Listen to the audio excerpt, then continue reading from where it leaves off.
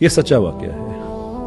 हमारे फैसलाबाद के एक साहब हैं, उनका एक जर्मन खातून से उन्होंने शादी की। वो शादी भी बड़े अजीब तरीके से कैसे उन्होंने फुसला के कर ली, बस हो गया। इनके सारे ऐब, जिन्हें कहते हैं ना शरी ऐब, सारे के सारे शरी ऐब रहे। अब वो खातून क्रिश्चियन थी, ये मुसलमान थे, शादी हो गई दोनों की। इनका जितना भी मैं नौशी भी बाकी औरतों के साथ जो था वो सारा चलता रहा साथ साथ। उसे ये कहते रहे कि तुम मुसलमान हो जाओ, वो नहीं हुई।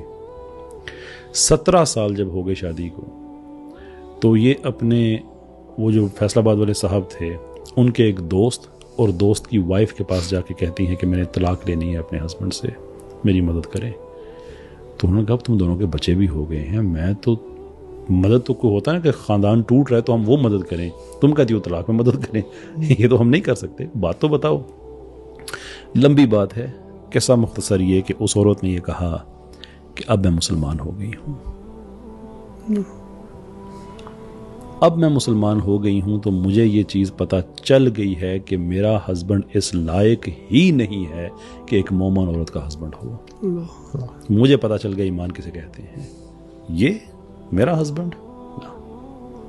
जिनको हलावत है ना ईमान की, जिनको पता चल जाता है, टेस्ट हो जाता है, जिनको पता चल जाता है कि अच्छा भाई ये नहीं है नमाज रोज़े का मामला। नमाज रोज़ा तो आपकी मैनिफेस्टेशन है, इजहारिया है उसका। there is a deeper system that you are connected with, जो कॉम्प्रिहेंसिवली आपकी ज़िंदगी के हर एलिमेंट को इंक्लूड करता है। Your individual spirituality to collective society and everything that is in between, and by everything I mean absolutely everything. You are connected with that system. मतलब हमने कभी दीन को उस तरह से समझा ही नहीं है कि ये वो चीज़ है।